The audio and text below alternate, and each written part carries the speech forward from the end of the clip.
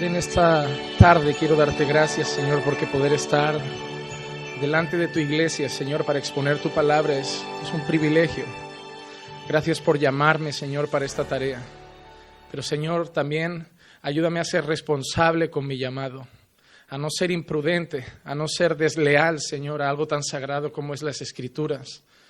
Padre, soy limitado, soy débil, por eso me encomiendo en tus manos, para que puedas usarme, Señor, este día por tu gracia y misericordia para edificar a tu iglesia. Pon tus palabras en mi boca, pero no solo con sabiduría humana, sino con poder de tu Santo Espíritu. Que nuestros ojos se abran, Señor, y sean iluminados, Señor, a la grandeza de la persona del Espíritu Santo a través de la palabra. Y que a través de cada enseñanza, Señor, cada día tengamos una fe más sólida en la verdad. Vivimos tiempos donde hay fábulas y todo tipo de cosas a nuestro alrededor. Pero nosotros queremos tener nuestros pies sobre la verdad, Señor, y la verdad es tu palabra. Por eso, Padre, que no se enseñe otra cosa en esta tarde a no ser tu palabra. Ministra, Señor, nuestros corazones a través de ella. Y todo lo que puedas hacer en nosotros en esta tarde, hazlo, Señor. Somos tuyos.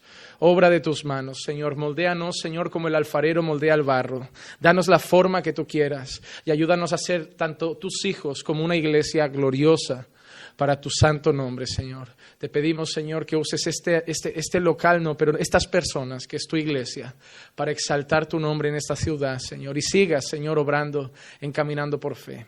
Padre, entregamos este estudio en tus manos, este tiempo de esta tarde en tus manos, y que seas tú obrando en todos nosotros, empezando por mí, que lo necesito en gran manera, y también en tu iglesia. Te lo pido todo en el nombre bendito de Jesús. Amén, amén y amén. Pueden tomar asiento.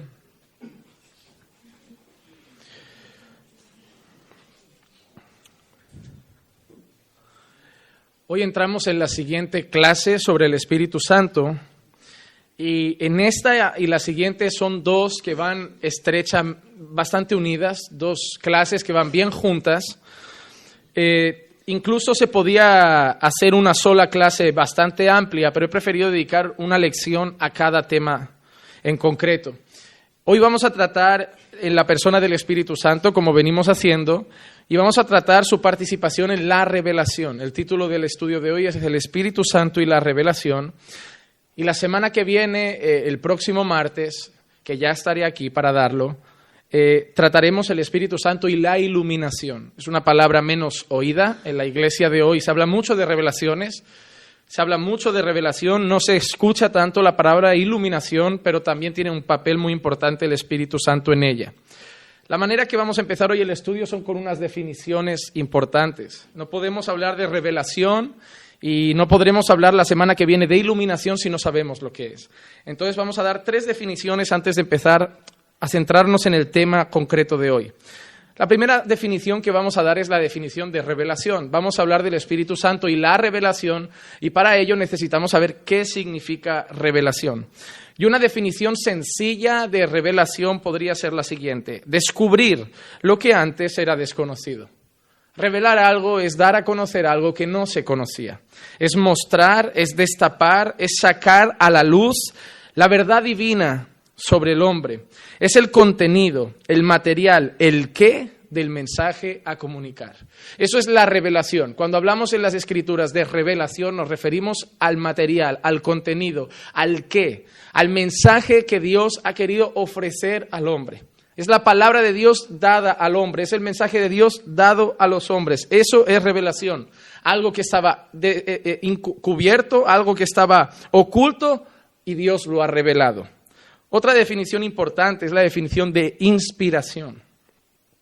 La inspiración podríamos definirla de la siguiente manera. Puede ser el método con el cual Dios aseguró y logró una comunicación infalible y perfecta de la revelación, velando sobre los autores humanos de tal forma que usando sus personalidades, características humanas, lograsen escribir la revelación de Dios sin ningún error. La inspiración tiene que ver con la manera, con el método, con el cómo. En primer lugar, hemos hablado de revelación. La revelación es el mensaje, es el qué. La inspiración es el cómo. Dios tiene un mensaje para dar al hombre, una revelación que dar al hombre, y la inspiración es el medio a través del cual Dios ha determinado dar ese mensaje. Fue inspirando a autores humanos a escribir dicho mensaje. Pero hay una cosa muy importante que hay que tener en cuenta en la inspiración. No fueron robots. Dios respetó sus personalidades, Dios respetó sus características humanas. Si te das cuenta, cuando lees la carta de Pedro, se ve el carácter de Pedro. Cuando lees a Pablo, se ve el carácter de Pablo. Incluso si lees la carta de los Filipenses, se nota el corazón gozoso y lleno de esperanza de Pablo, pero también lees otras cartas donde Pablo es más duro, es más correctivo, como pueden ser las cartas de Corintios. Entonces Dios ha respetado el carácter de las personas. Eso se puede ver tremendamente en los Salmos. Vemos gente llorando, vemos gente afligida, vemos gente enfadada, vemos gente clamando por venganza. Dios respetó la personalidad y el ser de cada uno de los que usó para dejarnos este mensaje, pero Él lo inspiró para que no fueran ellos, sino Él mismo el que dejara la palabra. Es decir, los seres humanos han sido inspirados por Dios, unos hombres fueron inspirados por Dios para dejarnos su revelación, pero la fuente de todo es Dios, y eso que nos garantiza que no hay ningún error.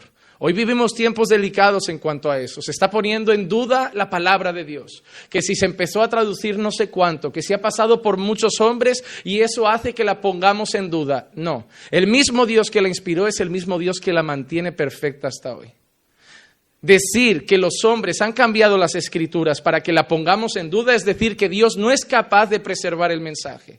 Una de las cosas que nosotros creemos, pero al 100%, y espero que ustedes también, es que el mismo Dios que la inspiró es el mismo Dios que la ha preservado.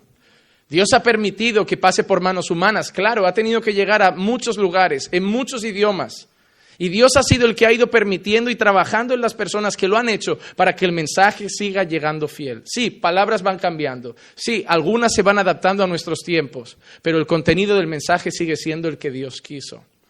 Y la tercera definición que vamos a dar es la de iluminación, y es la que trataremos la semana que viene, y la participación del Espíritu Santo en ella.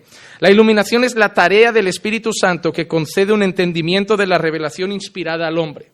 Hemos visto tres cosas: revelación, ¿qué quiere Dios decirnos? Inspiración, el método que Dios usó para decirnos esas cosas, usando hombres a los que Él inspiró para dejarnos ese mensaje. Y iluminación, Dios da un mensaje a los hombres, inspira a los hombres para dejar un mensaje, ese mensaje llega a nosotros y el Espíritu Santo nos ilumina para entenderlo. Amén.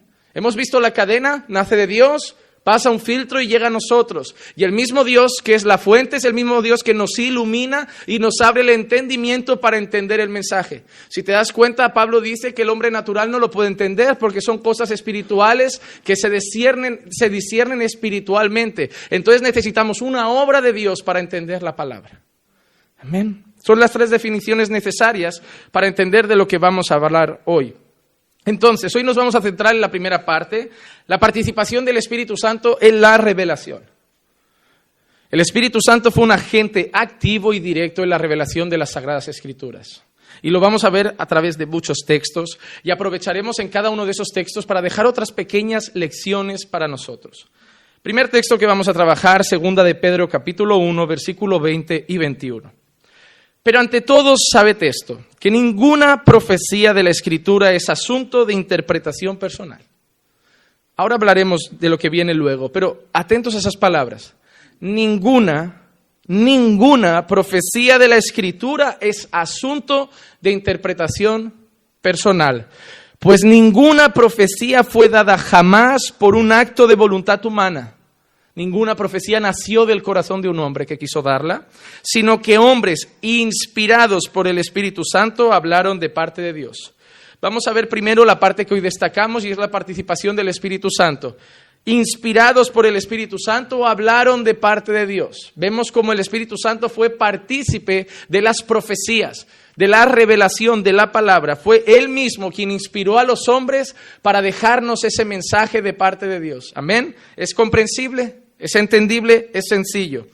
Pero miren lo que dice: ninguna profecía es asunto de interpretación personal. Vamos a ver qué nos enseña este pasaje claramente. Número 1, que la Escritura no es de interpretación privada. Tú no puedes coger la Biblia, leer un texto y decir, a mí aquí Dios me dice. Que eso es una locura que muchos hacen en sus casas. Leen y comparten un texto en familia y algún iluminado, bueno, no, eso no es iluminado porque el Espíritu Santo no tiene nada que ver, no vamos a tocar en palabras malsonantes, que siempre me dicen que soy muy criticón. Alguna persona en la sala se le ocurre preguntar, ¿y a ti qué te dice Dios en ese texto? Esa pregunta es lo más tonto que le podemos hacer a una persona, porque Dios no va dando recados personales a cada uno. Si tú lees el Salmo 23, tú tienes que ver el mismo mensaje para ti que veo yo, porque Dios dio un mensaje para todos. Dios no inspiró la palabra, Dios no dejó su revelación escrita para decir, ahora cada quien que la lea a su antojo y entienda lo que le dé la gana. De ahí nacen sectas, de ahí nacen miles de denominaciones. Hay gente por ahí que dice, bueno, la Biblia es una, pero cada uno la interpreta a su manera. Eso es un gran error. No somos llamados a interpretar la Biblia a nuestra manera, somos llamados a interpretar la Biblia a la manera de Dios. La Biblia es un mensaje, no son muchos mensajes y cada cual que se quede con el que más le gusta. Si la Biblia dice, yo no permito a la mujer enseñar en la iglesia ni ejercer dominio sobre el hombre, ahí hay un mensaje. No puede llegar una mujer y decir, bueno, yo ahí entiendo. No, tú no entiendes. ¿Qué ha querido decir Dios? ¿Qué dice ahí? ¿Cuál es el motivo? ¿Cuál es el origen? ¿Cuál es el porqué de la cuestión? La segunda cosa que vemos es esa, la Escritura se interpreta a sí misma. Yo no interpreto la Biblia se interpreta sola. La Biblia se interpreta sola. Yo no tengo que interpretarla, ella misma me da el mensaje. Yo no tengo que estudiar en otras fuentes para descubrir la Biblia. ¿Qué pasa cuando la gente no tenía comentarios? ¿Qué pasa cuando la gente no tenía un diccionario de hebreo y griego? ¿Qué pasa cuando la gente no tenía libros de grandes autores y teólogos que explicaban los pasajes? ¿No lo entendían? No, es bueno tenerlos, sí. Yo tengo muchos comentarios, muy buenos comentarios. Yo leo muchos libros para entender, para ver si lo que yo he entendido es lo que han entendido otros en la historia. Para ver si estamos en sintonía o yo estoy en un error y me puedo estar equivocando. Pero la cuestión es que la Biblia no necesita que venga alguien a explicármela. Para interpretar la Biblia solo necesito un libro y es la Biblia. Tú tienes que entender que si solo tuvieras este libro, tú tienes que entender todo lo que dice este libro. No necesitaría tener un comentario sobre Apocalipsis para entender Apocalipsis. La Biblia es perfecta y es suficiente. Hoy en día tenemos esa ventaja, tenemos muy buenos comentarios, muy buenas fuentes, pero ninguna profecía de aquí es de interpretación personal. Ninguna. Hermano, si tú vas a hablar a tu familia, si tú vas a hacer un devocional con tus hijos, o si tú vas a presentar un pequeño devocional en una iglesia, nunca abras un texto y digas, bueno, hermanos, a mí Dios me dice aquí lo siguiente. No, hermano. Tú no tienes que decir, a mí me dice el Señor. Tú tienes que decir, así dice el Señor. La iglesia no necesita saber lo que a ti te ha dicho Dios. La iglesia necesita saber lo que Dios le está diciendo a todo el mundo. La Biblia tiene un mensaje. Y un mensaje con una interpretación correcta. No hay muchas interpretaciones. Es un mensaje con una intención y la fuente es Dios. Los canales de comunicación fueron los hombres. Hemos visto que dice, ninguna profecía fue dada jamás por un acto de voluntad humana, sino que hombres, ellos fueron el canal, pero el Espíritu Santo es el agente. Hombres inspirados por el Espíritu Santo hablaron de parte de Dios. Lo que Pablo dijo, lo dijo Pablo, lo escribió Pablo o lo escribió algunos de los hombres que caminaban con Pablo, pero es palabra de Dios. Es palabra de Dios. Hoy sé que muchas Biblias tienen letras en rojo, ¿verdad? Y hay gente que incluso cree que son más importantes. Hay gente que cree que las palabras en rojo, que son las palabras normalmente que algunas Biblias marcan siendo las palabras de Jesús, propiamente dichas por Él, y creen que son más importantes. Incluso hay gente que dice, ya, Pablo dice eso, pero Jesús, ¿qué es lo que dice? Da igual, ya sea lo que ha dicho Jesús o ya sea lo que ha dicho Pablo, toda la Escritura es inspirada por Dios. Jesús lo dijo, pero el mismo Jesús que lo dijo, también Pablo lo dijo de parte del mismo Dios. Toda la Escritura, aunque no tuviera letras rojas, es inspirada por Dios. Ninguna palabra vino del corazón de Pablo. Por mucho que a veces Pablo diga yo, Pablo, o David diga yo, David, no, él está escribiendo, él se está refiriendo a sí mismo, pero la palabra es palabra de Dios. Toda esta palabra es una palabra que no vino por voluntad humana, sino que hombres inspirados por el Espíritu Santo hablaron de parte de Dios. Y recuerden, por favor, ninguna profecía es de interpretación personal. Hacemos daño a las personas cuando nosotros le explicamos lo que nosotros entendemos. No, hermano, tú tienes que asegurarte. Por eso hay tantos problemas hoy en las iglesias. Porque los pastores no estudian horas y horas la palabra. La cogen, la leen y dicen, a mí aquí el Espíritu me dice. Y empiezan a enseñar, eso es un problema. Y cuando no están los locos que ya la abren el mismo domingo así, ¿no? A ver qué Dios nos toca hoy. No, a mí eso ya me parece el colmo. A mí eso ya me parece el colmo, hermano. Hay que estudiar la palabra. Si yo voy a hablar de la Biblia, si yo voy a leer la Biblia, si yo voy a explicar la Biblia, me tengo que asegurar que estoy explicando fielmente lo que Dios ha inspirado y lo que Dios quería decir. Siguiente texto. Vamos a ver ahora dos cosas más. Hebreos 3:7. Por lo cual, como dice el Espíritu Santo, si oís hoy su voz. Es un salmo que nosotros conocemos, ¿no? Si oyes hoy su voz, no endurezcas tu corazón. El Salmo 95 es un salmo que curiosamente es anónimo. No se sabe su autor, no está firmado por nadie, no sabemos quién lo ha escrito, pero sabemos una cosa. ¿Por qué creemos en ese salmo que es anónimo? Porque es inspirado por Dios.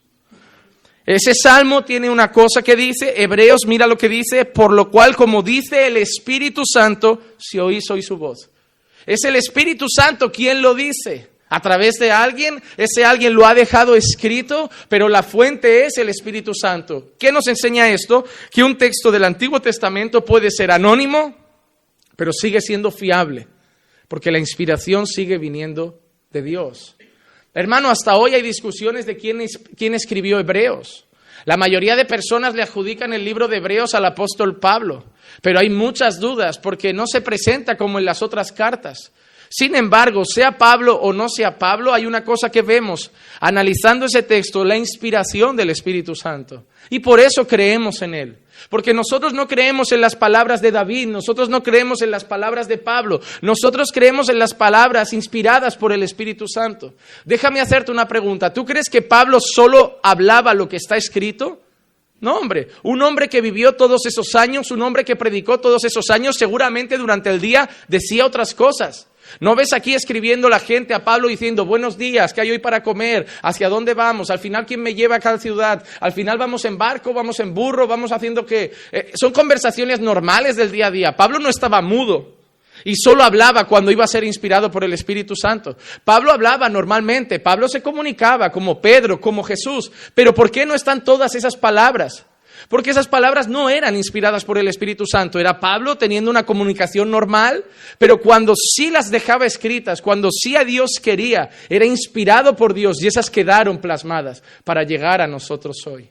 Lo que quiero que sepan es que nosotros no tenemos fiabilidad y no creemos y no damos plena confianza a las palabras de Pablo por ser Pablo, ni a las de David por ser David, ni a las de Pedro por ser Pedro, sino creemos que estas palabras fueron sobre todo inspiradas por Dios.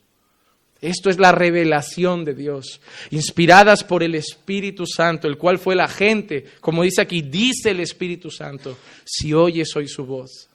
Dice el Espíritu Santo. Es como si Él hablara con voz verbal, como si Él pronunciara las palabras. Dice el Espíritu Santo, si hoy oyes su voz. El Espíritu Santo no solo se encargó del Nuevo Testamento, sino también del Antiguo. Miren, Hebreos 10, 15 y 16. Y también el Espíritu Santo nos da testimonio, porque después de haber dicho, vuelve a usar la misma palabra decir, Palabra que se refiere a pronunciar palabras, a hablar, a comunicarse. Dice, este es el pacto que haré con ellos después de aquellos días. Dice el Señor, pondré mis leyes en su corazón y en su mente las escribiré. Que el Espíritu Santo bajara el día de Pentecostés no significa que empezara a hablar ese día. En el Antiguo Testamento el Espíritu Santo ya da testimonio, ya habla, ya dice. ¿Por qué? Porque el Espíritu Santo inspiró toda la palabra de Dios. Desde Génesis con las palabras escritas por Moisés hasta Apocalipsis con las palabras escritas por el apóstol Juan, todas ellas fueron inspiradas por el Espíritu Santo. No hay ningún libro más importante que otro. Hay gente que busca libros y les da más importancia. Ay, ¿cuál es tu libro preferido? ¿Cuál es el libro que a ti más te habla? No, tú tienes que saber que cuando estás leyendo Génesis, Dios está hablando. Cuando estás leyendo Mateo, las letras en rojo que otorgan a Jesús, Dios está hablando. Cuando estás leyendo las profecías que empiezan así, dice el Señor, Dios está hablando. Pero cuando estás leyendo los salmos, un cántico de alabanza o de lamento, Dios está hablando. Toda la palabra es el Espíritu Santo diciéndonos cosas, diciéndonos algo. Amén. Vamos a ver entonces eso. El Espíritu Santo no solo participa de la revelación en el Nuevo Testamento, sino en toda la Escritura. En toda la Escritura. Vamos a ver más textos donde veamos esto, porque yo podía usar solo un texto y decir, mira, aquí lo dice, pues ya está. Pero yo quería usar muchos textos, porque me gusta enseñar las cosas viendo que está toda la Biblia hablando de lo mismo, que es algo evidente en la Escritura. Hoy en día está de moda leer un versículo y de ahí sacar una doctrina, pero lo que yo quiero enseñar hoy es algo que está en toda la palabra. Toda la palabra menciona lo mismo, el Espíritu Santo revelando, dando testimonio, hablando y comunicándose con nosotros, dejándonos esta preciosa Escritura. Miren este texto, 2 de Samuel, capítulo 23, versículos del 1 hasta el 3. Estas son las últimas palabras de David. Las últimas palabras de David. ¿Quién las pronuncia? David. ¿Son las últimas palabras de quién? De David. Y declara David, el hijo de Isaí, y declara el hombre que fue exaltado, el ungido del Dios de Jacob, el dulce salmista de Israel. Hasta ahora todo apunta a quién va a hablar. David, el salmista, el ungido, el rey, el escogido. David va a hablar. Y mira lo que dice David cuando va a hablar. El Espíritu del Señor habló por mí y su palabra estuvo en mi lengua. Todo apunta a David. ¿Quién es el escritor? David. ¿Quién lo ha dejado dicho? David, el ungido, el escogido, el rey, el salmista. Y cuando David dice lo siguiente, las primeras palabras que dice David es: el Espíritu del Señor habló por mí y su palabra estuvo en mi lengua. Dijo el Dios de Israel, me habló la roca de Israel, el que con justicia gobierna sobre los hombres, que en el temor de Dios gobierna. Hay algo que hemos visto aquí, David pronunciando las siguientes palabras: el Espíritu del Señor habló por mí y su palabra estuvo en mi lengua. Volvemos a lo mismo, David era rey, seguramente hablaría todos los días, le preguntarían cosas del reino. David, ¿qué hacemos con esa mujer? David, ¿qué hacemos con ese hombre? David, ¿atacamos o no atacamos? David, ¿nos quieren invadir? David, ¿y por qué todo eso no está dicho? ¿Por qué todo eso no está redactado? Porque esas palabras no las inspiró el Espíritu Santo, eran palabras que estaban en el corazón de David, palabras propias de la comunicación diaria de un hombre. Pero David mismo dice que había textos, había cosas que quedaron escritas, habían cosas que quedaron plasmadas, habían palabras que salían de su boca que no eran de él, sino que era el Espíritu del Señor hablando por él y la palabra de Dios puesta en su lengua. Y la palabra de Dios puesta en su lengua.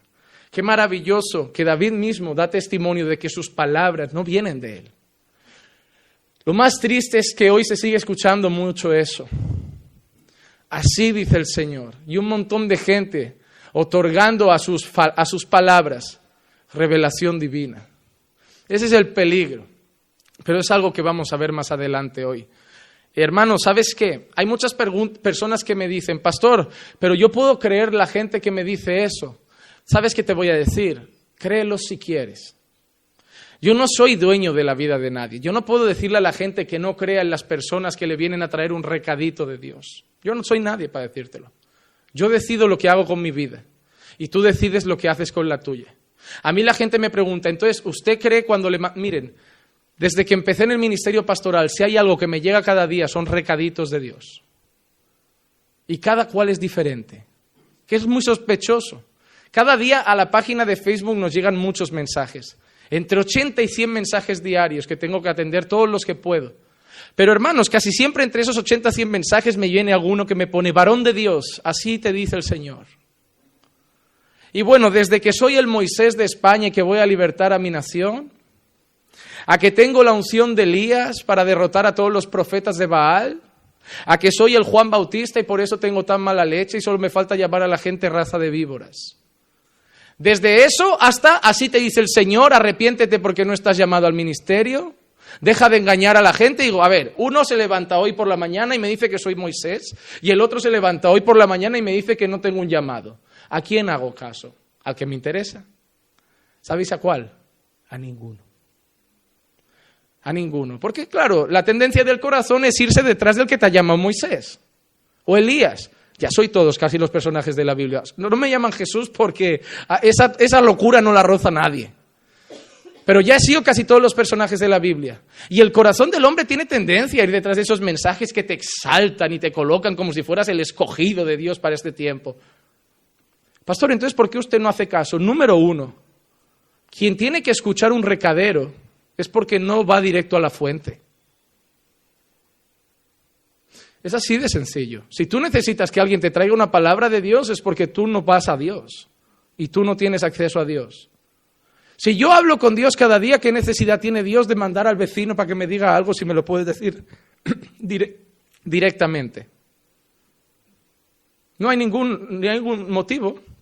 Si Dios me tiene que decir algo, exhortarme, orientarme, decirme algo, me lo puede decir a mí. ¿Por qué? Porque yo hablo con Él. Porque yo tengo comunicación con Él. No necesito un tercero. El velo se rasgó. Ahora tengo acceso al lugar santísimo.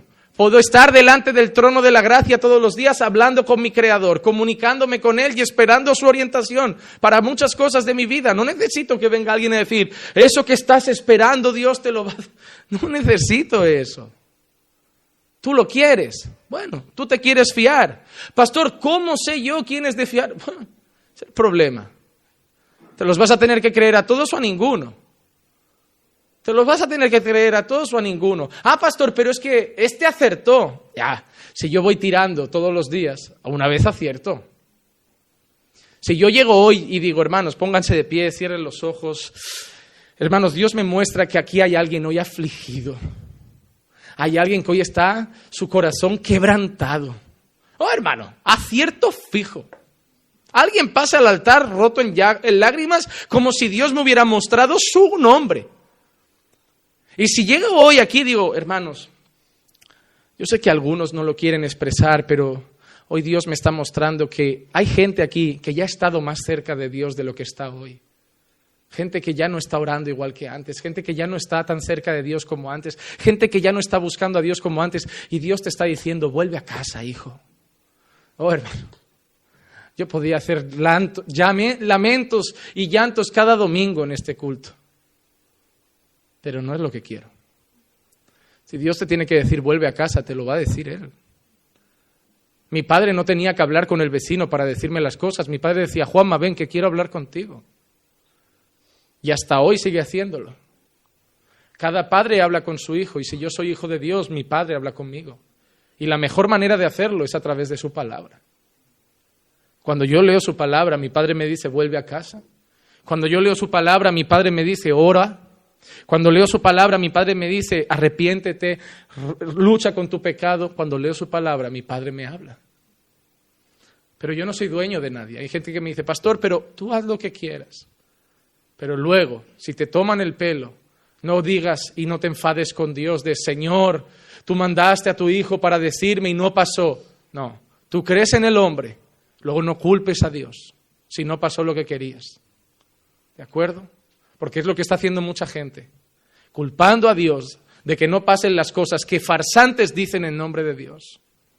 Eso ya no lo podemos hacer. Ezequiel 2:2. Y el Espíritu entró en mí mientras me hablaba y me puso en pie y oí al que me hablaba. ¿Quién entró dentro de Ezequiel? El Espíritu Santo. ¿Y qué hizo? Lo puso en pie. ¿Por qué? Ezequiel había tenido una visión gloriosa. En el capítulo anterior, Ezequiel había tenido una maravillosa visión que lo había dejado postrado. Una visión gloriosa Dios le había dado a Ezequiel que lo había dejado tirado en el suelo. Pero en ese momento Ezequiel es llamado al ministerio. Y para ser llamado al ministerio no puedes seguir postrado en el suelo. Ahí llega la llenura del Espíritu Santo. Porque cuando Dios te llama al ministerio, la primera cosa que va a hacer es respaldarte con la herramienta más poderosa que tenemos los creyentes. La persona del Espíritu Santo. Sin la persona del Espíritu Santo no hay ministerio. Porque es el que lo respalda, es el que lo edifica, es el que lo conduce, es el que lo guía, es el que lo fortalece, es el que usa al hombre, es el que edifica la iglesia. Sin su persona en el que ministra no pasaría nada absolutamente. Por eso mucha gente tiene que apagar las luces, tiene que poner música de fondo, tiene que jugar con las emociones, tiene que tocar tu corazón. Porque cuando no está el Espíritu Santo tenemos que tirar de estrategia. Pero cuando tenemos al Espíritu Santo, con las luces encendidas, sin tener que poner bandas sonoras, sin tener que poner humo en la sala y con un tono de voz normal, podemos quebrantar los corazones porque no somos nosotros, es la obra del Espíritu Santo. Y yo creo que es suficientemente poderoso para no tener que echarle una mano apagando un poco las luces y haciendo un ambiente más espiritual. El Espíritu Santo no es Clicia, no es mi mujer. No tengo que ponerle velas, flores, apagar las luces para que toque un poquito más su corazón y se ponga más tierna. El Espíritu Santo es suficientemente poderoso para hacer las cosas a plena luz del día y cuando Él quiere. Hermano, Dios no nos necesita para transformar la iglesia. Dios no nos necesita para edificar a su pueblo. Dios no me necesita hoy para tocar tu corazón, para edificar tu corazón, para hablarte. Dios no me necesita. Él por su gracia me ha querido, pero no me necesita. Si yo no estuviera, la iglesia mañana seguiría adelante con otro. Porque la gracia, el poder, la gloria no está en el instrumento, está en el que lo usa. Está en el que lo usa. Yo antes de subirme aquí a dar la lección, lo primero que he hecho es decir, Espíritu Santo, úsame. Úsame para enseñar, para edificar, para construir, para ayudar, para dirigir a tu iglesia. Es la verdad, úsame. Pero le he implorado que lo haga, porque sin Él no es posible. De la misma manera que Ezequiel, seguiríamos postrados si el Espíritu Santo no llegara a Ezequiel y lo levantara y lo pusiera en pie. Y desde ese momento en adelante, lleno del Espíritu Santo, Ezequiel empieza a profetizar como profeta de la nación de Israel. Y ya no son palabras suyas, porque había sido lleno del Espíritu Santo y empezó a dar palabra de Dios al pueblo. El Espíritu Santo hablaba en el Antiguo Testamento, en los Salmos. El Espíritu Santo hablaba a través de los profetas. El Espíritu Santo estaba en Jesús también. Estaba en Jesús también. Y el Espíritu Santo estaba en los apóstoles también. Por eso nos fiamos de la palabra de Dios. No por los hombres, sino por aquel que usó a los hombres. Por el Espíritu Santo. Vamos a tocar otro tema. Miqueas capítulo 3, versículos 5 al 8. Hoy me voy a hacer aliado de no sé si es una cadena de televisión o qué, Univisión, que ha hecho un reportaje muy bonito, se lo recomiendo ver, Los Magnates de Dios. El personaje principal es Cash Luna. Un documental bastante interesante. Hasta incluso ha dado un dato que yo desconocía y era el hecho de que parece que la DEA está investigando que los fondos para construir Casa de Dios vienen del narcotráfico. Y te digo una cosa, no me extrañaría. No me extrañaría. Porque mucho dinero ha entrado allí. Mucho dinero ha entrado en ese lugar. Pero donde no hay pruebas tampoco vamos a acusar a Cash Luna de tener contactos ligeramente oscuros. Ya mañana, si hay pruebas, todo saldrá a la luz. Y aún así van a decir que es un ataque del diablo para que la gente lo tenga por inocente. Son capaces de entrar en la cárcel con pruebas y decir que es el enemigo que los está atacando. Y lo peor es que van a poner a toda la iglesia necia a orar por ellos. De verdad, hermanos, por eso luego, la semana que viene, estudiaremos la otra parte, la iluminación del Espíritu Santo. Porque sin la iluminación del Espíritu Santo, somos borregos yendo detrás de cualquier voz. Miren lo que dice Miqueas. Así dice el Señor acerca de los profetas que hacen errar a mi pueblo. Miqueas está hablando de parte de ¿quién? Del Señor. ¿Y va a hablar de los profetas que guían a su pueblo en la verdad? No. Mira, así dice el Señor acerca de los profetas que hacen errar a mi pueblo. Hay profetas que hacen errar al pueblo de Dios. los cuales cuando tienen algo que morder proclaman paz. Cuando tienen algo que morder, cuando tienen algo que les va llenando la comida, van dando paz. Pero contra aquel que no les pone nada en la boca, declara guerra santa. Mira cómo eran, porque son una calcomanía de los de hoy. Si tú les vas dando ofrendita, oye, grandes profecías para ti. Si tú dices que es un falso profeta o los atacas, empiezan a maldecirte. Te declaran guerra santa. Por tanto, para vosotros será noche sin visión y oscuridad sin adivinación. Se pondrá el sol sobre los profetas y se oscurecerá el día sobre ellos. Los videntes serán avergonzados y confundidos los adivinos. Profetas, videntes, adivinos. Es lo que sigue habiendo dentro de muchas iglesias hoy. Hermano, mucha gente va a la iglesia y lo único que falta ver en la iglesia es que lo que te digan antes te echen unas cartas delante. Pero es exactamente lo mismo. Las mismas señoras que iban a la bruja del cuarto de al lado a que les dijera el futuro, van hoy al profeta de turno. Porque se sienten menos culpables, porque creen que entonces no es adivinación, es palabra de Dios. Los videntes serán avergonzados y confundidos los adivinos. Todos ellos se cubrirán la boca porque no habrá respuesta de Dios. Va a llegar esos momentos. Gente va a estar hablando de parte de Dios y van a tener que cerrar la boca porque no va a haber respuesta de Dios. Todos sabemos, Maldonado declaró la victoria de la Copa del Mundo sobre Argentina y cosas de estas que no pasan ni a tiros. Lo que yo no entiendo es cómo la gente sigue creyendo. Supongo que Maldonado le diría a alguno que a Messi le faltó fe, pero no sé, porque es la respuesta, ¿verdad? Cuando no pasa es que faltó fe. Son muy espabilados.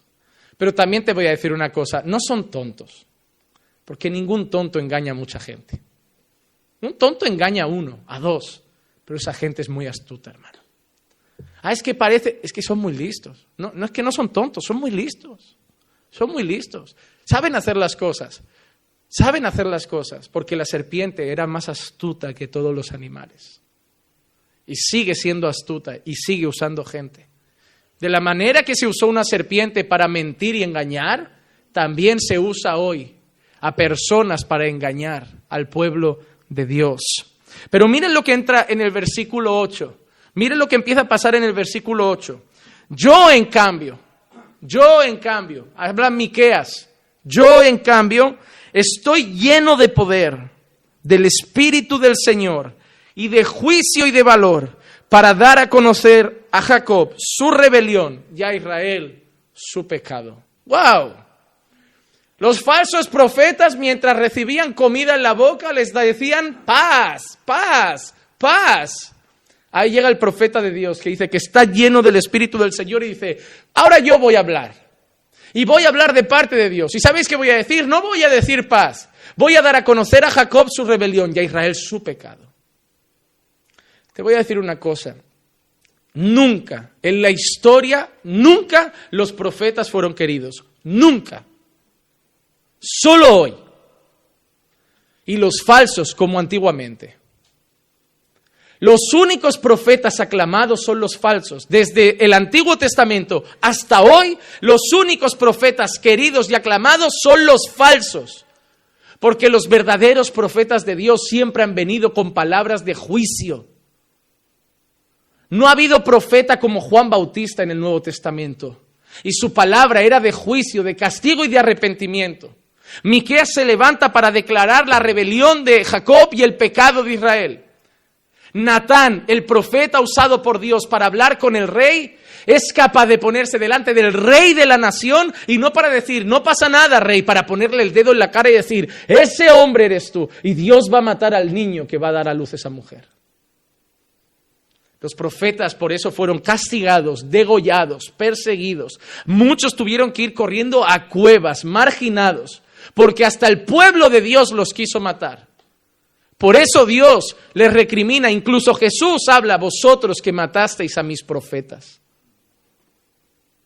Cuando yo veo en internet tanta crítica, tanto insulto, cuando subo la palabra de Dios a las redes sociales, no me entran ganas de callarme. me entran ganas de seguir hablando. Porque ¿sabes qué? Cuando subo un vídeo a internet que dice, no, la misericordia, el amor, hoy, no seas así, no seas así. De vez en cuando subo alguno de esos, amén, qué bonito, qué dulce. Cuando subo una palabra que habla de santidad, arrepiéntete. Cuando subo una palabra de decir, dejar de decir que tiene un problema con el alcohol, llamadlo borracho. Dejar de decir que tiene un problema con llamadlo mentiroso. Dejar de decir que tiene un problema con la carne, llamadlo inmoral. Como dice la Biblia. ¿Quién es usted para juzgar? Eso es de Dios. Nosotros no debemos juzgar. Ese es el trabajo de Dios. No estamos para tirar piedras. ¡Ay de aquel, el que esté libre de pecado, que tire la primera piedra! De la misma manera que juzgas, serás juzgado. Y otro, y otro, y otro. Que si pudieran, me cogerían en un rincón en la calle a oscuras y me cortarían la cabeza. Pero porque la verdad sigue siendo odiada desde el principio. El homosexual espera que venga alguien y le diga, Dios te quiere como eres. Pero no va a aceptar que venga una palabra de Dios para decirle, arrepiéntete de tu pecado o te vas al infierno. El fornicario quiere que llegue uno y le diga, tranquilo, Dios te entiende, sabe que vivís juntos y que eso es de hace tiempo, pero Él va a ser comprensivo y lo relajes. Pero cuando viene alguien que dice, cambia esa situación porque ningún fornicario heredará el reino de los cielos, nadie quiere a ese profeta. Los profetas de Dios eran odiados. Y la palabra de Dios dada por voces proféticas, lo podemos llamar hoy, también siguen siendo odiadas. Pero no se callarán. ¿Saben por qué? Porque cuando el Espíritu Santo mora en uno, por mucha crítica que venga de fuera y por mucho que su parte humana sufra y diga, no, voy a cerrar la página, voy a dejar de hablar, mejor me callo, me voy a mi esquina y me quedo con Dios, ese mismo Espíritu le pone un celo tan intenso que dice, mira, si aunque sea la última vez que hables, pero tienes que hablar. Alguien tiene que poner los puntos sobre las is en este tiempo. Y es así, hermano, y es así. Como alguien dijo una vez, ¿quieres ser feliz? Predica alegría, predica el amor, predica bendiciones. ¿Quieres ser odiado? Predica santidad, predica contra el pecado, predica la verdad. Tú decides. Te van a llamar un día a dar un devocional aquí, a una reunión de mujeres aquí, vas a compartir una palabra con unas hermanas aquí. Tú decides si solo quieres caerles bien o si quieres decirles la verdad. Tú decides. Pero ojo, que hay un peligro también, y yo quiero darte un aviso. A veces confundimos el decir la verdad, porque a veces no nos llama Dios. Tienes que saber cuando Dios te está llamando a dar esa palabra o cuando eres tú que disfrutas poniendo un peso sobre los demás. Hay gente que en nombre de Dios y de la verdad ama dar palabras duras. Y eso sí que es pecado. Si tú sientes placer hablando del pecado y viendo el dolor que provoca en algunas personas, tú estás pecando, por mucho que estés diciendo la verdad. Pero si lo haces porque hay un celo en ti y encima cuando lo haces sufres porque te gustaría no hacerlo, pero tienes que hacerlo, ahí hay un llamado de Dios para eso.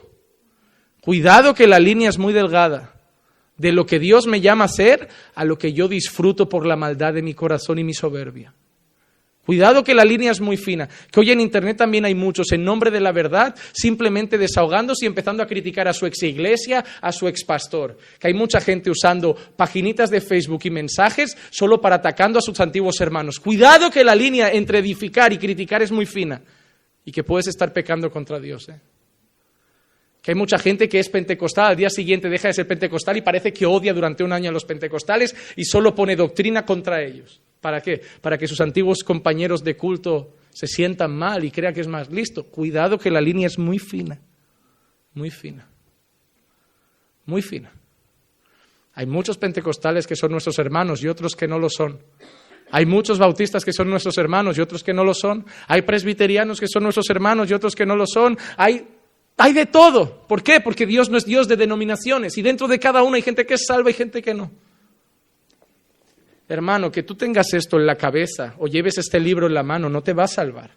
Que se lo reproches con integridad y verdad al de al lado no te va a salvar. Jesús te va a salvar. Y salva gente de muchas denominaciones, de muchas denominaciones. Cuidado con esa delgada línea. ¿Qué hemos visto aquí?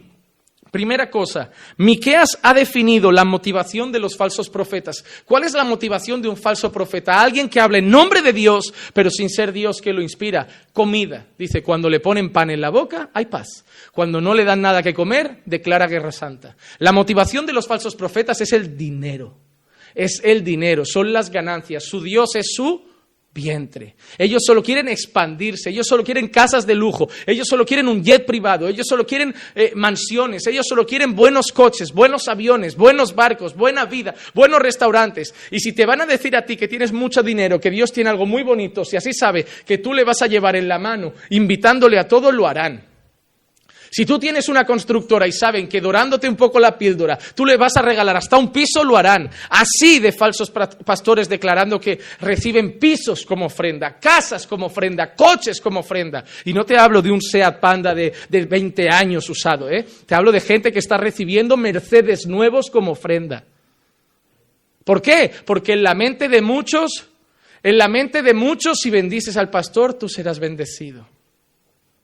En la mente de muchos, lo que tú le des a él, Dios te lo multiplica. Su Dios, su vientre. Y Miqueas define que esa es su motivación. Segundo, eran tiempos de adivinación y de engaño, igual que hoy. Tercero, Miqueas es lleno del Espíritu Santo con un propósito, hablar la palabra de Dios. Pero ¿cuál era su mensaje? Juicio. Porque el problema de Dios con el hombre es uno. ¿Cuál es? Su pecado. ¿A qué vino Jesús, hermano? A hacerte feliz. A llenar el vacío de tu corazón. No, hermano, Jesús no vino a eso. Jesús vino a salvarte de la ira de Dios. Jesús vino a pagar por tus pecados. Ya, pero a mí me hace feliz y a mí. Ya, pero yo tengo paz y yo. Ya, pero he sido bendecido también, pero eso es secundario. El motivo principal por el cual vino el Cordero a morir en la cruz es el pecado del hombre.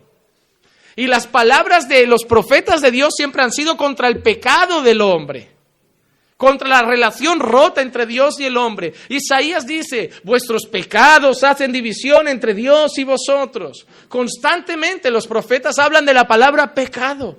Y es una palabra que desaparece de nuestras iglesias. ¿Por qué? Porque cada vez hay menos personas llenas del Espíritu Santo.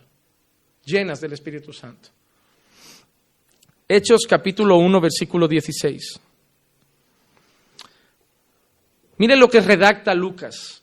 Hermanos, tenía que cumplirse la escritura en que por boca de David el Espíritu Santo predijo acerca de Judas, el que se hizo guía de los que prendieron a Jesús. Hoy una persona me ha escrito un mensaje sobre Judas. Me ha dicho, porque vosotros los calvinistas... Digo, mire hermanos, no me gusta la etiqueta de calvinista. Primer motivo por el cual te lo digo, porque no estoy de acuerdo con todo lo que dice Calvino. Yo estoy predicando Romanos, estoy en Romanos 11. Hay una parte de Romanos 11 que Calvino dice una cosa y yo no estoy de acuerdo. Algunas que dice sí, otras no. Pero ¿por qué no estoy de acuerdo? Porque mi fuente no es Calvino, mi fuente es la palabra.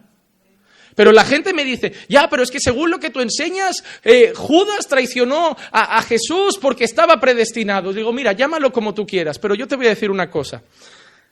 ¿La Biblia dice que Jesús iba a ser traicionado? Sí.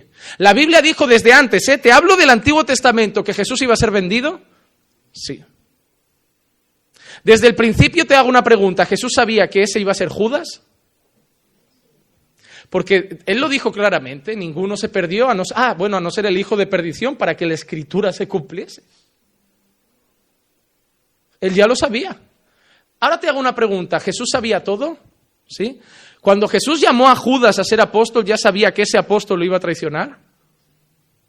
Desde el primer día Jesús sabía que Judas lo traicionaría. ¿Estaba predestinado que pasase? Te puede gustar o no la palabra, hermano. Vamos a decirlo de otra manera. Pero es que entonces Judas no tiene la culpa la tiene Dios. No, Judas lo traicionó, Judas lo decidió, nació en su corazón, él cogió sus monedas. Una cosa, el problema es que no conseguimos en nuestra mente limitada y humana entender la soberanía de Dios y la responsabilidad del hombre como cosas que van juntas. Para nuestra mente, o la culpa la tiene Dios o la culpa la tiene el hombre. O lo hace Dios o lo hace el hombre. Vamos a hacer una cosa. Otra pregunta sencilla. ¿Quién le dio la ciudad de Jericó al pueblo de Dios? ¿Quién ganó esa batalla? Dios. ¿A través de quién? De un hombre. ¿Sí o no? Josué. No, Dios no usó un hombre para una conquista, pero la victoria ¿de quién es? Entonces, ¿quién se lleva el mérito? ¿Dios o el hombre? Pero el hombre ha participado. El hombre ha hecho algo. El hombre se levantó por la mañana, se puso su armadura, peleó su batalla, dio sus vueltas, hizo sus gritos, hizo esas cosas. ¿Es responsable de algo? Sí. ¿La gloria es de quién? De Dios. Es que para mí no son doctrinas separadas, para mí son cosas que van juntas. Mira, te lo explico de esta manera. Yo un día estaré delante de Dios y por la gracia de Dios soy salvo. Voy a heredar el reino de los cielos. ¿Gracias a quién soy salvo? Pero yo me tengo que guardar en santidad. Yo tengo que luchar contra el pecado. La Biblia dice que sin santidad nadie verá al Señor. La Biblia dice, cuidad vuestra salvación con temor y temblor, ¿verdad? La Biblia dice esas cosas. Yo tengo que luchar por no pecar. Yo tengo que buscar a Dios en oración. Yo tengo que cuidar mi vida personal con Dios. Yo tengo que cuidar mi relación personal con Dios. Yo tengo que evitar pecar y crecer a la imagen de Cristo. ¿Sí o no? Tengo que hacerlo. Pero ¿quién me salva? ¿Quién se lleva la gloria? Pero yo tengo una responsabilidad. Yo no lo veo tan difícil. Para mí no son cosas que van separadas, para mí son cosas que van juntas. Yo tengo que hacer esto, pero la gloria es de Dios. Y si yo hago esto, es porque Dios pone en mí el querer y el hacer. Entonces, para mí parece que yo he hecho una gran obra, pero al final llegaré delante de Él y diré gracias. Porque si yo me esforzaba, si yo caminaba, si yo luchaba, si yo me santificaba, es porque tú ponías en mí el querer como el hacer. Así que yo he hecho cosas, pero todo gracias a ti. Yo soy responsable, pero la gloria es tuya. Es tan difícil. Dios no va a mandar gente al infierno. Dios no predestina gente al infierno. La gente se va a ir al infierno por su pecado. Dios no peca por ellos. Por su incredulidad, por no haber creído el Evangelio. Pero el problema es que nadie hubiera creído. Ellos no tienen la culpa. El problema es que la gente ve a Dios injusto porque cree que todo el mundo merece ser salvo y Dios no deja que algunos se salven. La cuestión es al revés. Nadie merece ser salvo y gracias que Dios salva a algunos. Yo no lo veo difícil. Si uno lo estudia con mente abierta, el problema es que a veces nos metemos la etiqueta de eso es una secta, esto está mal, ya no quiero ni escuchar lo que me explica. Hermano, déjame decirte una cosa, cuando vayas a leer la Biblia, vayas a escuchar un sermón, vayas a estudiar un tema, no vayas con cosas preconcebidas. Abre tu mente. A mí a veces me pasan cada elemento. Pastor, escucha este predicador. ¿Qué le parece este predicador? Yo no voy no, va a ser un falso. No, voy a escuchar. Voy a analizar. Igual es muy bueno. Y ya está. Pero si tú ya vas con ideas preconcebidas, oye, que me han dicho que este parece calvinista. Pues ya vas como con la espada, ¿no? A pinchar. No, mira, que me han dicho que este es arminiano. Pues seguro que va a decir esto. Y seguro que... No, ya vamos como al ataque. No, yo cuando voy a dar una enseñanza, voy a recibir una enseñanza, voy como si no supiera nada. Enséñame. Y por eso me va bien en mi vida cristiana. No vivo analizando y atacando todos los mensajes, vivo disfrutando de lo que aprendo. Pero el estudio también me permite que cuando llega algún elemento con mentiras, mi mente se despierta y dice, no, esto no es así. No digo amén a todo, pero dejo la mente abierta para aprender. Hay gente que se cierra. No. Hay que tener la mente abierta. Dios nos enseña a través de mucha gente. Pero mira lo que dice, hermanos, tenía que cumplirse la escritura en que por boca de David, el Espíritu Santo, ¿quién lo predijo? ¿Quién lo dijo? ¿Quién lo inspiró? ¿Quién lo reveló? El Espíritu Santo lo predijo acerca de Judas. ¿Cuándo? Por David, o sea, en el Antiguo Testamento, el que se hizo guía de los que prendieron a Jesús. David era la boca. El Espíritu de Dios era la inspiración. ¿Y qué hizo? Predijo a través de David algo que pasaría mucho tiempo después.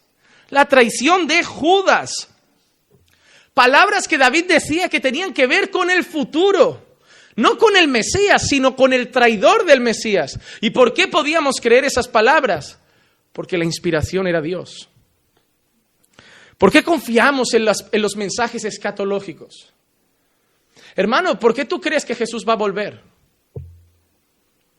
¿Cuántos creen que Jesús va a volver a por su iglesia? ¿Y por qué crees eso? Pero ¿por qué lo dice la palabra? Pero no porque lo dice ese hombre. No porque Pablo dice en los tesalonicenses que Jesús vendrá como ladrón en la noche, que 2 estarán allí, que 1 quedará y otro se irá, que la iglesia será arrebatada. No lo creemos porque Pablo diga esas cosas. Lo creemos porque es palabra de Dios. Hermano, la Biblia está llena de cosas que todavía no han pasado y van a pasar. Y una de ellas es la segunda venida de Cristo, el día que iremos a su gloriosa presencia. ¿Pero por qué lo creo? No porque lo diga Pablo, pero ¿por qué creo en un mensaje tan futuro? Un mensaje que Pablo ni siquiera lo estaba viviendo en el momento, sino que anunciaba algo de mañana. ¿Por qué lo creo? ¿Por qué creo a Pablo? Porque es inspirado por el Espíritu Santo. Y Pablo no conoce el futuro, pero el Espíritu que inspiró a Pablo es el dueño del pasado, del presente y del futuro. Por eso creo las palabras. ¿Por qué creo Apocalipsis? ¿Por qué creo una revelación de Juan que dice muchas cosas que tienen que ver con el futuro? No porque Juan conozca el futuro, sino porque se las reveló Dios, el cual sí conoce el futuro. Por eso creo la palabra, no por los hombres, no por los escritores, sino por la fuente, el autor principal que es Dios. Juan capítulo 16, versículo 13. Pero cuando Él, el Espíritu de verdad venga, os guiará a toda la verdad.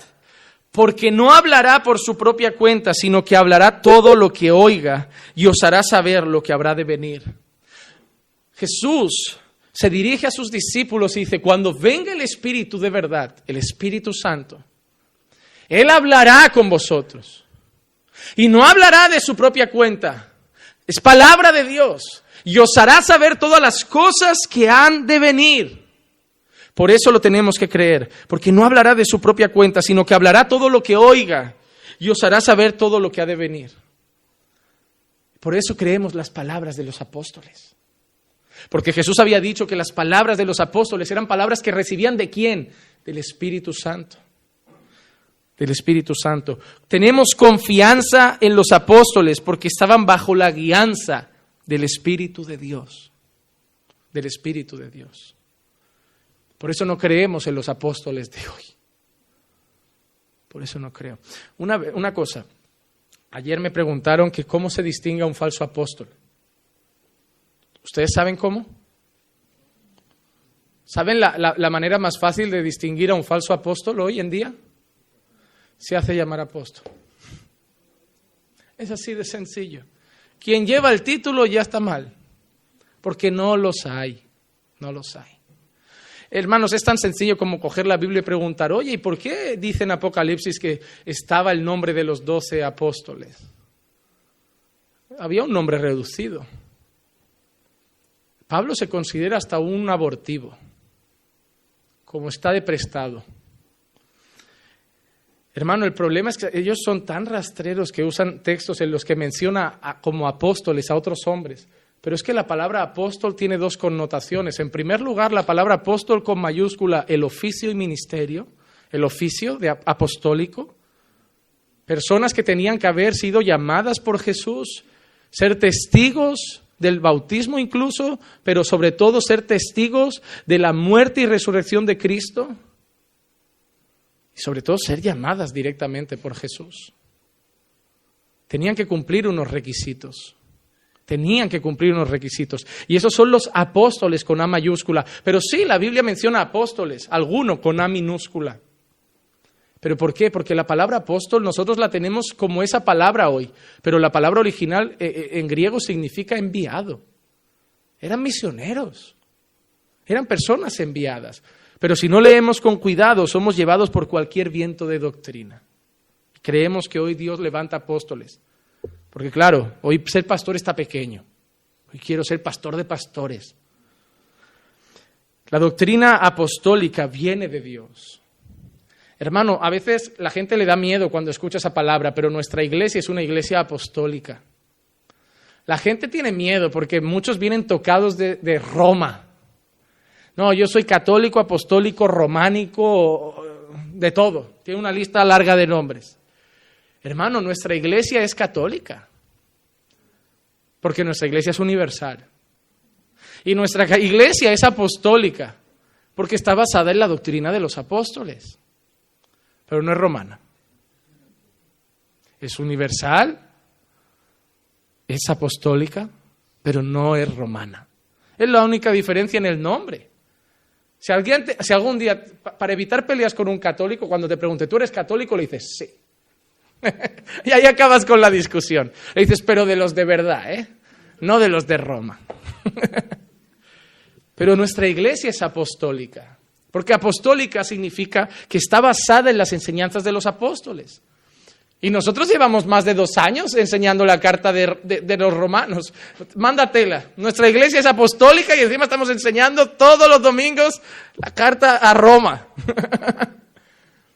Pero hermano, porque confiamos que la carta de Romanos, la epístola de los romanos, no es una enseñanza de Pablo, sino que es palabra de Dios. Confiamos en la doctrina de los apóstoles porque Jesús dijo que el Espíritu Santo vendría y los guiaría en toda la verdad.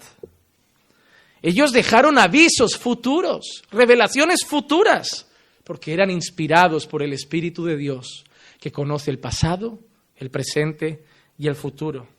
Miran otras palabras, Juan 14, 26. Pero el Consolador, el Espíritu Santo, a quien el Padre enviará en mi nombre, Él os enseñará todas las cosas y os recordará todo lo que os he dicho. El Espíritu Santo, mire, 3 funciones que vemos en un solo versículo. Número 1, consolar. Número 2, enseñar. Y número 3, recordar. ¿Ven? El Consolador consuela, os enseñará todas las cosas, enseña y os recordará todo lo que os he dicho. ¿Qué hizo el Espíritu Santo? Trae consuelo, es el Consolador, es la persona de Cristo manifestada en la iglesia hoy. Jesús ascendió al Padre, pero no nos podía dejar huérfanos, dejó a alguien. Hermano, cuando Jesús dice, yo estaré con vosotros todos los días hasta el fin, ¿cómo lo hace? A través de la persona del Espíritu Santo. Yo me marcho, me vuelvo con el Padre, pero me quedo con vosotros, ¿cómo? En la persona del Espíritu Santo. Es el Consolador. Por otro lado, os enseñará todas las cosas, va a traer nuevas enseñanzas, es decir, Jesús enseñó, pero el Espíritu Santo siguió enseñando a través de los apóstoles. Siguió enseñando, y no solo enseñaba todas las cosas, sino que también recordaba las que Jesús ya había enseñado.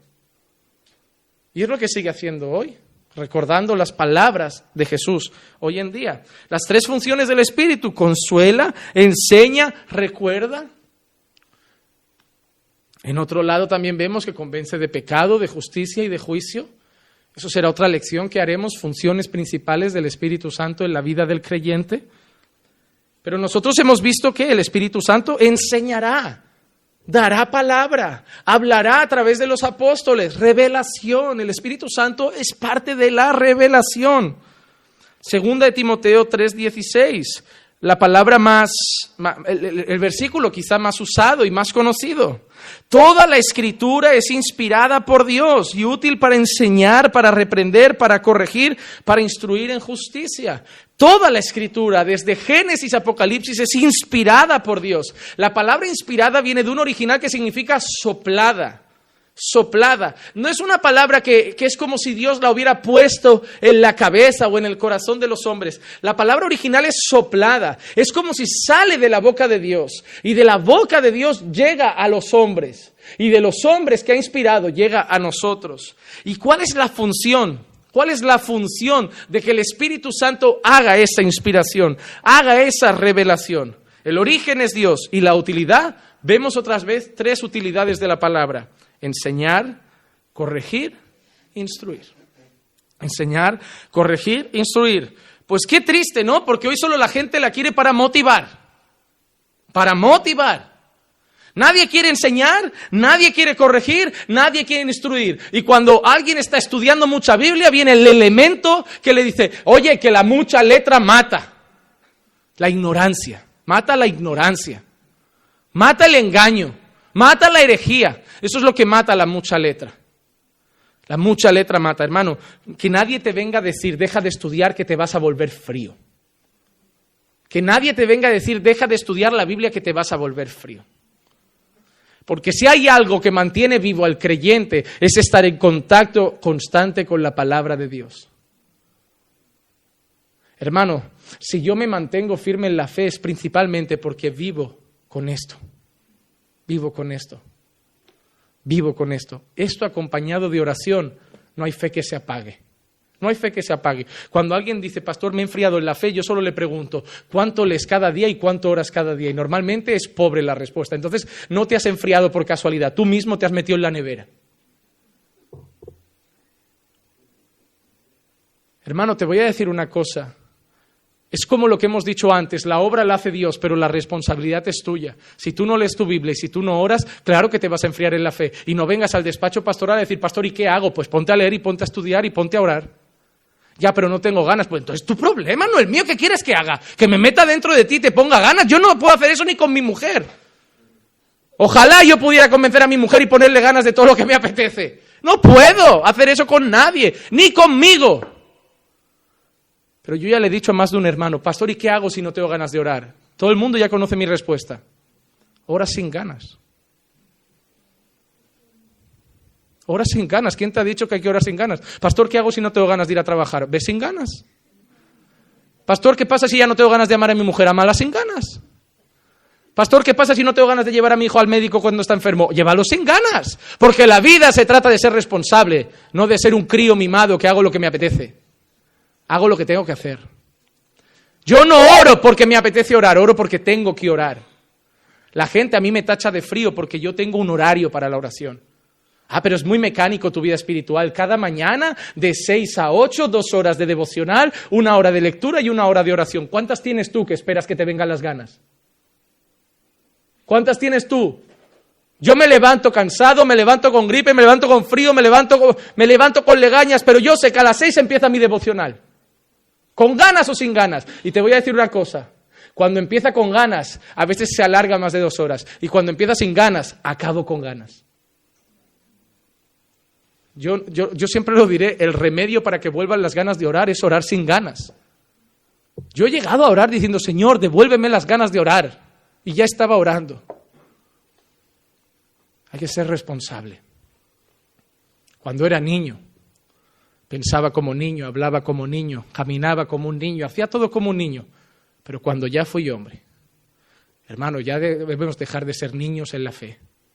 Esperando que siempre alguien me arrastre, esperando que alguien siempre me mande un WhatsApp para animarme. No, ya toca hacer las cosas. Pastor, ¿por qué no fuiste a la iglesia, hermanito? Pastor, es que no estoy bien, no tengo ganas. Ok. ¿Qué esperas? ¿Que te ponga un audio de 5 minutos convenciéndote de que vuelvas? Ok, ya me has dicho el porqué. Vale. ¿Querías saber por qué no has venido? Me has dicho que no te apetecía. Digo, pues muy bien. ¿Qué quieres? ¿Que te suplique? Yo no te voy a llevar al reino de los cielos. No te puedo arrastrar con la mano. No te puedo poner ganas. Pastor, usted es lo más insensible que ha nacido a nivel pastoral. Pues es posible.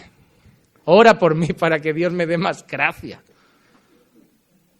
Supongo que es porque en la vida tampoco tuve a alguien que me acompañara. Pero yo aprendí cuando leí este libro que el mejor compañero no es de carne y hueso. Que yo tengo un consolador. Y que cuando el pastor me pone ok como un amargado y no me da palabras de ánimo y mi marido no me hace caso, yo voy al consolador y digo, solo me quedas tú. Y Él me da ánimo. Y Él me da fuerza. Y Él me sostiene. El glorioso Espíritu de Dios. Segunda de Pedro 1, 19 al 21, y con eso terminamos. Y así tenemos la palabra profética más segura. La palabra inspirada por Dios, la palabra inspirada por el Espíritu Santo, la revelación del Espíritu Santo, el apóstol Pedro la define como la palabra profética más. Hoy en día hay otras palabras proféticas, pero yo no sé si son seguras, ¿eh?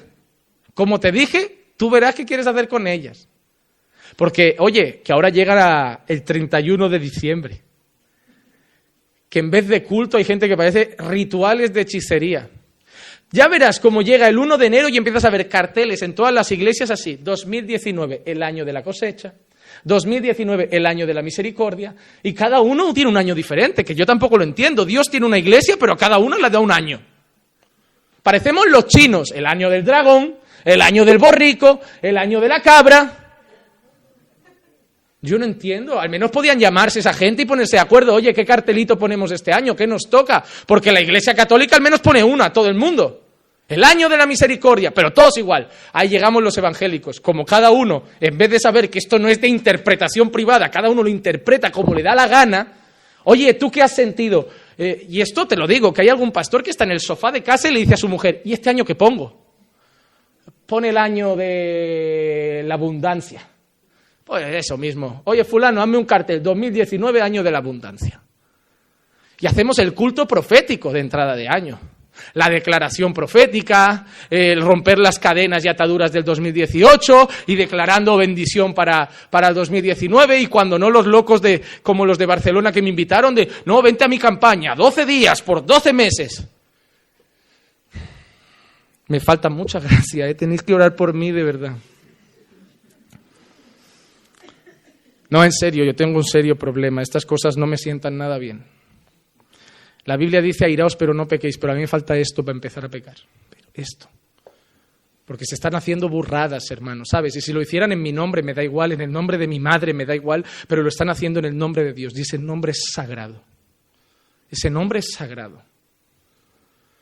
¿Sabes qué te digo? 2019, ¿sabes qué el año va a ser? Va a ser el año de la misericordia, porque las misericordias de Dios se renuevan cada mañana. Va a ser el año del consuelo, porque tenemos al Consolador todos los días. Va a ser el año de la victoria, porque vamos de victoria en Cristo Jesús. Va a ser el año del perdón, porque Dios nos perdona cuando nos arrepentimos. Va a ser el año del arrepentimiento, porque cada año se arrepiente alguien. Va a ser el año de todo, porque un año tiene todo, tiene días buenos y días malos. Y no va a cambiar si lo declaro el 31. Hermanos, lo más triste es que el 31, en vez de haber palabra de Dios, muchos cultos se vuelven en un ritual místico de hechicería. Que no nos pase a nosotros el 31. Que no nos pase eso. Así también tenemos la palabra profética más segura, a la cual hacéis bien en prestar atención, como una lámpara que brilla en el lugar oscuro. Esta palabra es como una lámpara que brilla en el lugar oscuro. Y dice que hacéis bien si le prestáis atención. No es día de ir al baño, hacer cosas, es prestarle atención. Porque es la palabra profética más segura. Hasta que el día despunte y el lucero de la mañana aparezca en vuestros corazones. En tiempo de tanta mentira, tú y yo tenemos la palabra profética más segura. Y lo que debemos hacer es una cosa solo: prestarle atención. Prestarle atención. Pastor, entonces, ¿le puedo hacer caso a mi vecina que tiene don de profecía? Pues tú puedes. Tú puedes. Tú decides si quieres llevar a tu casa y tu vida según lo que te vayan diciendo los hombres. Conozco gente que ya le han declarado matrimonio con gente que ya no está casada o que ya no están juntos. He visto de todo ya. Tú decides. Tú decides. Solo te pido dos cosas. Si lo haces, no metas a gente por medio. Y luego, si no sale, no culpes a Dios. ¿Y usted qué hará, pastor, con su vida, su matrimonio, su vida espiritual, su esposa? ¿A quién va a escuchar? Yo a esta. Yo a esta.